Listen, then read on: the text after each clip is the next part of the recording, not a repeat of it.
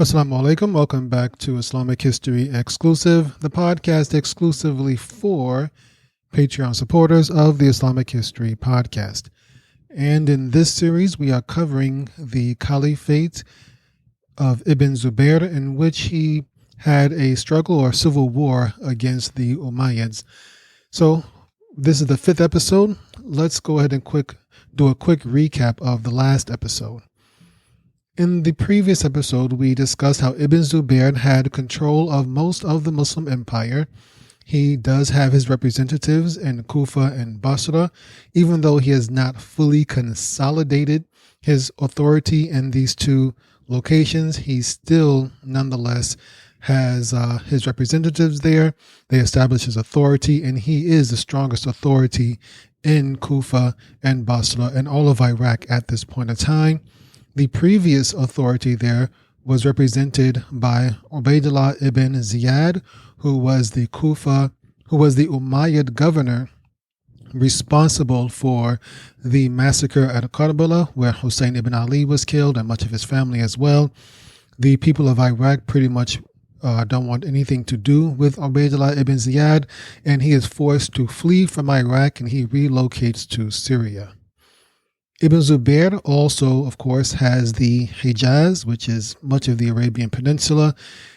For the most part, he always had their support, as he was a companion himself, a Sahaba of Prophet Muhammad sallallahu alaihi wasallam, as was his father, as was his grandfather. His grandfather was the first Caliph, the first successor of the Prophet, and that is Abu Bakr, and he has his lineage to Abu Bakr is through his mother Asma bint Abu Bakr, who was the daughter of Abu Bakr and the sister of Aisha, the wife of Prophet Muhammad sallallahu alaihi wasallam.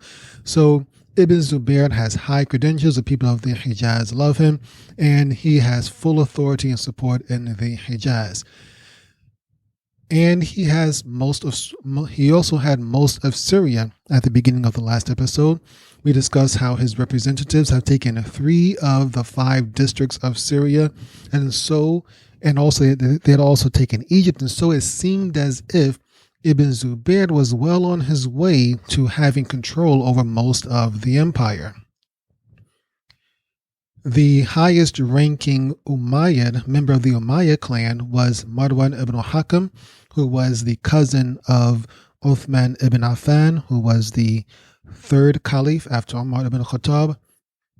Marwan ibn Hakam, he initially considered giving Ibn Zubayr the bay'ah and pledging his support to Ibn Zubayr. However, Marwan ibn Hakam, he is talked out of it by Ubaydullah ibn Ziyad. After he flees from Iraq, he comes to Syria, and Ubaydullah ibn Ziyad, Hassan ibn Malik, who was the governor of Palestine and then Jordan, and then Hussein ibn Umayyad, who was a high-ranking general within the Umayyad military. They convinced Marwan ibn Hakam to proclaim and claim the caliphate for himself. And eventually they are able to sway the rest of Banu Umayyah to support Marwan ibn Hakam as well. And then from there, Marwan ibn Hakam goes on to retake Syria. First, Ubaydullah ibn Ziyad, he manages to overthrow Ibn Zubayr's representative in Damascus, and then the Umayyad army defeats Ibn Zubayr's army at the Battle of Marjarahit. That was much of what we discussed in the previous episode. And then from there, the Umayyad army rolls over the remaining Syrian districts under Ibn Zubayr's control, and they also retake Egypt. And so by the end of the last episode, Ibn Zubayr had pretty much lost all of the northern parts of the empire. He has lost Jordan and Syria and Egypt. And while he still has Iraq, his control over Iraq is rather tenuous. And that's where we left off in the last episode. So now in this episode, we are going to discuss the area known as Khurasan. We are going to return to Kufa, and then we're going to have a brief discussion on the Khawarij as well as the Kaaba. Let's start with Khurasan. Khurasan is a region, I kind of call it Central Asia, though it doesn't really represent all of Central Asia. and all of Central Asia does not represent Khurasan. So it's kind of hard to pinpoint exactly where Khurasan is, but I like to say it's kind of where Iran, Afghanistan, and what's now known as Turkmenistan, where all these regions kind of come together. This part of Central Asia. If you can find yourself a map, you can kind of see exactly what I mean. But this region is known as Khurasan, and different books or different texts have it as different areas, but it's maybe going a little bit further than this, maybe a little bit smaller than this. But in general, it is that area beyond Iran into Afghanistan, but not all of Afghanistan and not all of Iran either, and then going north as well. So to keep it simple, I may just consider it Southwest Central Asia, I guess. It's kind of hard to really pinpoint it, but just suffice it to say, it is where Turkmenistan, Iran, and Afghanistan meet in today's geography.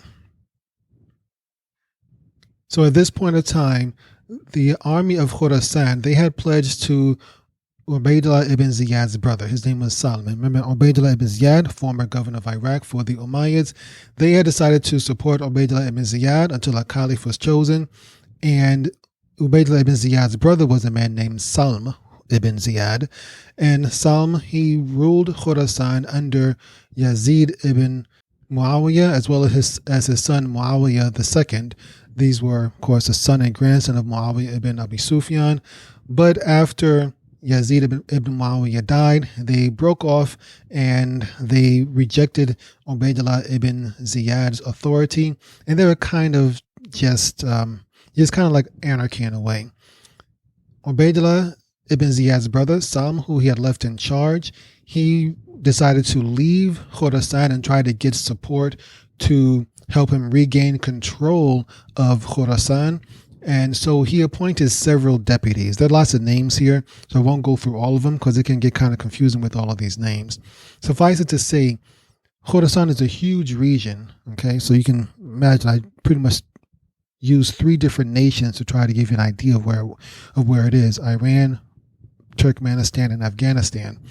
And so Salm ibn Ziyad, the brother of Ubaydullah ibn Ziyad, who was once again responsible for the Battle of Karbala, Salm decided to leave 4 different people in charge, 4 different deputies in charge of this large region of Khurasan. And he does that, and he leaves Khurasan to try to first get help for his brother who was expelled from Iraq, and also try to get some support for himself so he can try to establish and consolidate his control over Khurasan.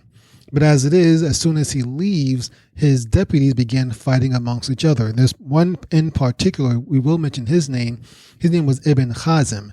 Ibn Khasim, he met Salm as Salm was departing Khurasan, and he convinces Salm to appoint him as a deputy as well. And so Ibn Khasim, once Salm leaves and Ibn Khasim has himself a certain area of Khurasan under his control, Ibn Khasim begins to wage war against the other deputies, and one by one he takes over all of Khurasan by destroying, killing, or expelling the other 3 deputies. So I was going to just, what I told you just now is basically the abbreviated version of how Ibn Khasim, who ultimately wound up supporting Ibn Zubayr, took over Khurasan. Now I'm going to give you the detailed version of how all of this happened. And there are lots of names here, and these names, many of them never come up again in this history. So if this gets confusing, feel free to fast forward to a point to the next part of the story, which is going to take about maybe 5 to 7 minutes or so. So feel free to fast forward if you lose track of what's going to happen. I'm going to go into detail of how Ibn Khasim, who represents Ibn Zubayr, wound up controlling all of Khurasan. So here we go. So as I mentioned, Salm ibn Ziyad is the brother of Ubaydullah ibn Ziyad. Ubaydullah ibn Ziyad was responsible for the battle and the massacre at Karbala. And so the people of Khurasan really don't want anything to do with Salm because of his relation to his brother and his father, who wasn't a great person either. And so they rise up against him. And so Salm now has to leave Khurasan and try to get some support. So as he leaves Khurasan, before he leaves Khurasan, he leaves several deputies to manage the different parts of Khurasan in his stead. So one of them was a Yemeni named Muhallab ibn Abi Sufra. He was one of his deputies. Then he made another man named Sulaiman ibn Marthad a deputy over the part of Khurasan known as Merv. Merv is a city in southeastern Turkmenistan. And then he made another man named Aus ibn Tha'laba ibn Zufar deputy over Herat. Herat is in Afghanistan.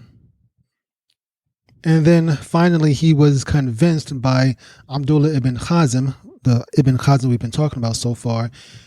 He was convinced by Ibn Khasim to give him control of Khurasan, and Salm agreed.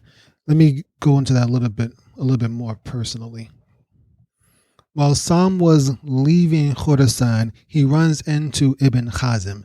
Ibn Khasim when he hears about the deputies that Salm left behind, he's upset that Salm has left. One of them was a Yemeni. He basically is saying, you left a Yemeni in charge of this region. Give me some money and give me some authority, and I will make sure that your deputies stay in line, and I will rule it on your behalf. Whatever words he used, he eventually convinced Salm to do that, and Salm gave him a bunch of money and a letter giving him some authority. This probably wasn't great administrative work for Salm, giving all these different men different authorities. Some of them seem to have been overlapping. Whatever the case may be, Ibn Khasim winds up with a commission and the right to rule over parts of Khurasan. And so at this point, Ibn Khasim is technically a representative of the Umayyads, even though in his heart Ibn Khasim is really on the side of Ibn Zubayr, because Ibn Khasim is from Banu Qais. And as we mentioned in the previous episode, Banu Qais were mostly in support of Ibn Zubayr, and they opposed Banu Kalb, who were Yemenis. So you can kind of see how some of this friction between the different Arab groups is starting to play into this story as well. Nonetheless, Ibn Khasim is now a representative of the Umayyads, even though his heart is with Ibn Zubayr, because he is given this commission by Salm, who is the brother of Ubaidullah, who is definitely a representative of the Umayyads. But Ibn Khasim, nonetheless, once he has Khurasan and Salm is out the way, Ibn Khasim, once he has his commission and Salm is out the way, Ibn Khasim then goes on to defeat the other deputies and take over all of Khurasan. As Ibn Khasim approached Khurasan with his supporters, the previous deputy of Khurasan, the overall deputy, his name was Muhallab. And Muhallab was the Yemeni who Ibn Khasim didn't really like in the first place. The Muhallab, the Yemeni, he fled and he left a man named, don't know his name, but he was from the Yushami tribe. Muhallab the Yemeni left a couple of men actually from the Banu Yusham in charge of Khurasan, but Ibn Khasim defeated them, and so now he has the first deputy out the way. And then with his control over that portion, Ibn Khasim then moves on to Merv, where Sulaiman ibn Marthad was put in charge, and he defeats him also. And then after defeating Sulaiman ibn Marthad and Merv, Ibn Khasim goes on to defeat Sulaiman's brother, whose name is Ahmad ibn Marthad. He controls some other towns in the region of Merv. Essentially, Ibn Khasim defeats both of them and kills both of these minor deputies under Salm. The survivors of these battles then join forces with Aus ibn Tha'laba. He was the deputy put in charge of Herat in Afghanistan. They joined forces with this remaining deputy and try to convince him to go out and attack Ibn Khasim before he comes for them in Afghanistan. So Aus ibn Tha'laba, the deputy in Herat in Afghanistan, he refuses to go out at first against Ibn Khazim, but eventually when Ibn Khazim's army is marching on its way to Herat, he really has no choice but to prepare for this battle. Whether he wants it or not, Ibn Khazim is coming for him. And so Aus ibn Tha'laba, he instructs his soldiers to dig a trench around Herat, and a siege then ensues between the forces of Ibn Khazim and the forces of Aus ibn Tha'laba. As the siege dragged on, one of Ibn Khazim's deputies encouraged Ibn Tha'laba, or asked Ibn Tha'laba to try to make some sort of peace accords with the defenders of Herat. Ibn Khazim is reluctant to do this. He doesn't think anything is going to come of it, but he goes ahead and allows his deputy to do that. His deputy was named Hilal ad-Dabbi. So Hilal, he first goes to Aus ibn Tha'laba, who is the governor of Herat under Salm. He goes to Aus ibn Tha'laba, and Aus tells him to go speak with a clan known as Banu Suhaib. And so instead of going to Banu Suhaib, Hilal then goes to Banu Hanifa, another clan that supports the Umayyads. They also tell him the same thing, go speak with Banu Suhaib. Evidently, Banu Suhaib is like a leading clan in this region, and these other groups will follow along if Banu Suhaib goes along, will follow with the peace agreement if Banu Suhaib goes along with it as well. So Hilal, who is Ibn Khazim's deputy, he goes on to meet with Banu Suhaib and ask them to basically surrender to Ibn Khazim and come to some sort of a ceasefire and an agreement, and maybe perhaps they can work this thing out without any more killing. But Banu Suhaib, they reject his offer, and they reject it rather rudely. And so if Banu Suhaib rejects it, then Banu Hanifa is also going to reject it, as well as the governor Aus ibn Tha'laba. And so Hilal has to return to Ibn Khazim and tells him that his efforts at obtaining a peace weren't successful. And Ibn Khazim kind of knew that would happen, and so he goes and resumes the siege against Herat. Ibn Khazim continues with the siege against Herat for another year or so, but finally he's able to lure the men out of the trench. And he's able to lure them out by essentially calling them cowards for saying that they are staying in the trench instead of coming out and fighting his men. And so the men who are in the trench, after hearing these taunts against Aus ibn Tha'laba, the governor of Herat, against his advice, they come out of the trench to face Ibn Khazim, and Ibn Khazim pretty much wipes them out. And so with the main defenses of Herat taken care of, Aus ibn Tha'laba, the governor, he flees, but he is injured in the battle, and he eventually dies from his wounds.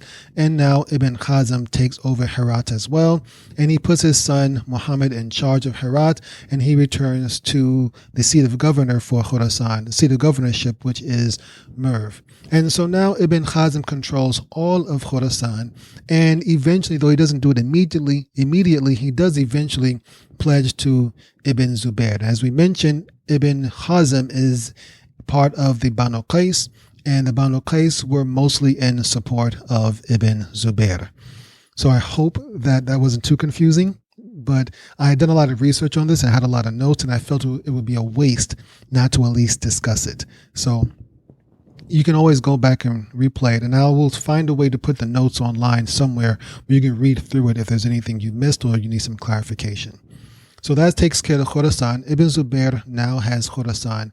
Well, he doesn't have it yet, but he has a support of his in Khurasan, and he eventually does pretty much have Khurasan under his control. Let's move on now. So now we talk about the Khawarij. During the caliphate of the first two Umayyad caliphs, that is Muawiyah and his son Yazid, the Khawarij were under a lot of pressure. Ubaydullah ibn Ziyad and his father Ziyad ibn Abi were very brutal in exterminating any hint or any sign of Khawarij, a rebellion. They were a little bit easier on the Shiites of this region, but the Khawarij they had no sympathy for, and they dealt with them very, very harshly. And so during the latter part of these first two during most of the time of these first two emperors, or maybe caliphs is a better word, these first two rulers, the Khawarij they weren't really able to even begin to try to do anything against the established government. However, with Yazid ibn Muawiyah's death, the Khawarij saw an opportunity to start rearing their heads again, especially when Ibn Zubayr began his rebellion in Mecca. They kind of thought that maybe Ibn Zubayr was on their side.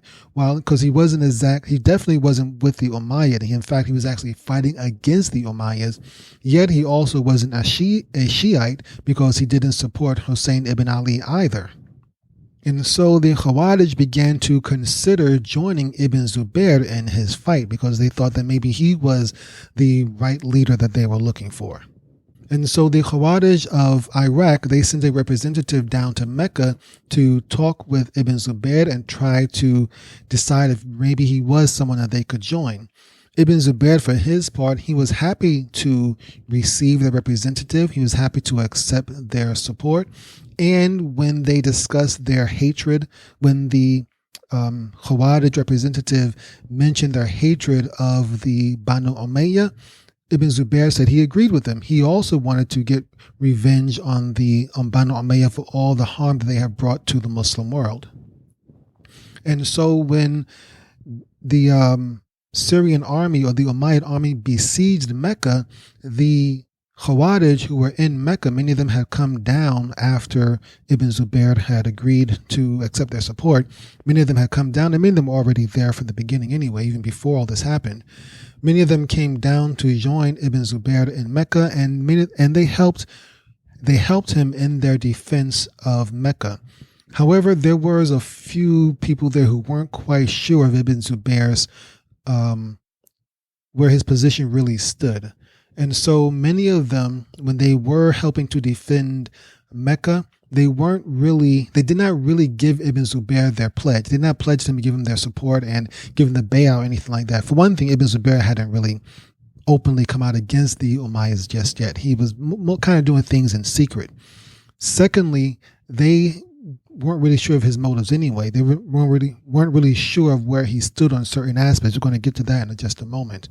So those Khawarij who were in Mecca, they were there mostly they agreed to only defend Mecca and to defend the Kaaba because of its holiness and its place in Islam. They weren't really fully in support of Ibn Zubayr just yet. And really they had begun by this time to have doubts about Ibn Zubayr. After the Umayyad army lifted the siege of Mecca and returned to Damascus, they began having doubts about Ibn Zubayr. They heard Ibn Zubayr mention the phrase getting vengeance for Uthman. And by this, of course, he meant Uthman ibn Affan, the former caliph who was killed by a bunch of people whom many of these Khawarij came from. And this concerned those Khawarij in Mecca. After all, getting vengeance for Uthman means actually killing or executing some of the Khawarij who were responsible for the death of Uthman. And so some of them confronted Ibn Zubayr when they heard him make that statement, vengeance for Uthman. Some of them confronted Ibn Zubayr and asked him to clarify exactly what he meant. But Ibn Zubayr kind of put them off for a while in the beginning so they can discuss it later. Eventually later came and they kept pressuring him to try to clarify his meaning. By this time, Ibn Zubayr had more or less, the Syrians or the Umayyads were out of the Hijaz.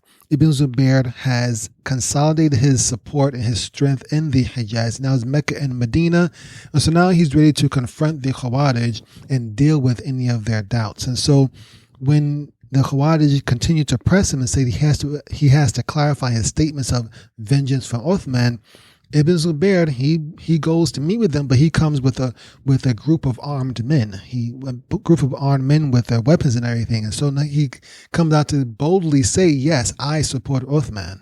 So Ibn Zubayr's men, they surround the stronghold of the Khawarij, and Ibn Zubayr doesn't attack them or anything, but he begins to talk with their leaders. This is basically a show of strength by Ibn Zubayr, essentially.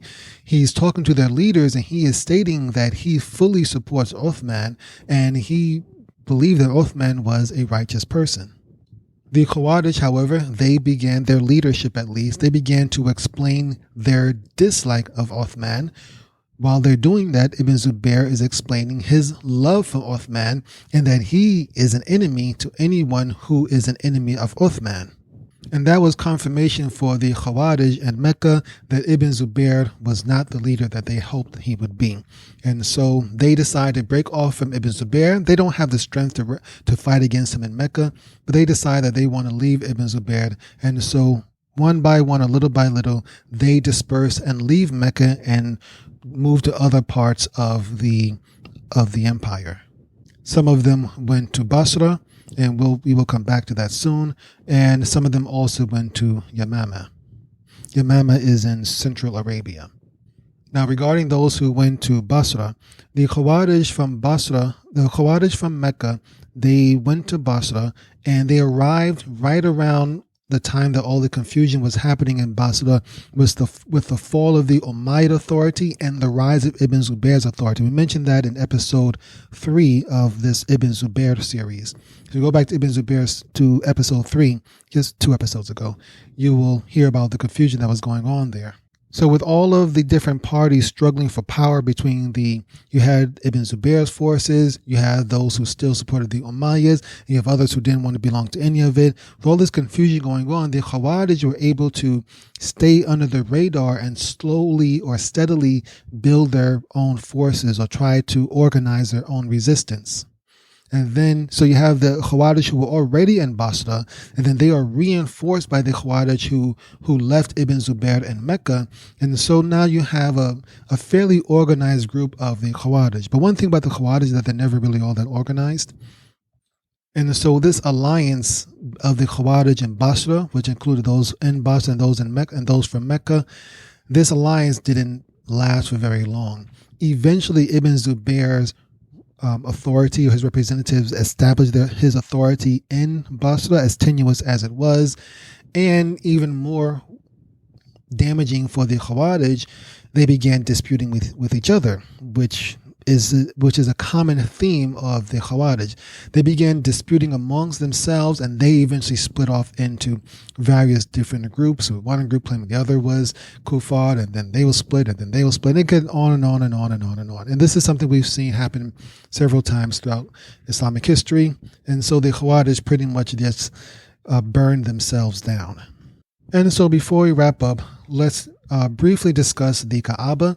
As we mentioned, going back to the Hijaz, the Kaaba had been severely damaged during the Umayyad siege of Mecca. It had caught on fire. Some of the missiles from the catapults in the mountains surrounding Mecca had damaged its walls, and now the walls were beginning to bend and buckle. So Ibn Zubayr, he ordered the entire building to be demolished. Yes, Ibn Zubayr had the entire Kaaba, all the walls of Kaaba torn down, but he left the foundation of the Kaaba intact. I'm not sure where I mentioned it, but I mentioned it as either in the Syria episode or somewhere in the during the regular Islamic history podcast. Somewhere I mentioned that the Kaaba that we have today has been built and rebuilt several times over. I believe what we have right now was last put in place during the 16 or 1700s. So it's been there for a while, what we have right now, but it's not the original stones and bricks from the Prophet's time. However, the foundation of the Kaaba, that is still the same even from the Prophet's time. And Tariq al-Tabari confirmed that even though Ibn Zubayr destroyed the Kaaba, it was damaged anyway, so he had to rebuild it. When he destroyed it and rebuilt it, he left the foundation intact, and he did not destroy that. So in the rebuilding process, Ibn Zubayr had the contents of the Kaaba. There are several treasures, several what they considered important things, relics and everything that had been kept in the Kaaba. These are mostly perfumes and clothing from the Prophet and some of the high-ranking companions that were kept within the Kaaba, things that were very important. He had these taken out of the Kaaba, and they were kept with the family that was responsible for maintaining the Kaaba. He had them secure its treasures, the treasures of the Kaaba, while it was being rebuilt. The black stone itself was placed on top of a pedestal on top of a silk cloth. It remained in the same position, so the people would be able to still know where the different corners of the Kaaba was while they were making their circumambulation, their tawaf. The way I picture it, reading Tariq Khattabi's description, the way I picture it is that you have the foundation of the Kaaba there, and you have this construction going on, but you still have the black stone on a pedestal, clearly visible. People are still coming for Umrah, coming to the Kaaba for various different things. It's the Kaaba, it's the center of Islam. People are still coming there all the time, and they're still making their tawaf around the Kaaba. Only this time you have a construction site, but the black stone is still there. It's still maintained where people can see it. So people know where the Yemeni corner is and where the Iraqi corner is and all these different parts of the Kaaba that we know of today. They still know where all of these things are, and so they're able to make that tawaf while the construction is going on. And so that will wrap it up for this episode. I think we covered quite a bit here. In the next episode, we will switch our perspective to Kufa in Iraq and see how things are going there. We'll discuss the situation in Kufa and the two main groups in Kufa. One is called the Penitents. In Arabic, they're known as At-Tawwabun. These are a group of Shiites who want to avenge Hussein ibn Ali's death and the massacre at Karbala. And we will also take a look at a man named Mukhtar ibn Abi Ubaid. He is another Shiite, but he has his own plans for vengeance, and he's a bit of a wild card. And we'll see how that one turns out. So inshallah, we'll look at Kufa in the next episode. But until then, Assalamu alaikum wa rahmatullahi wa barakatuhu.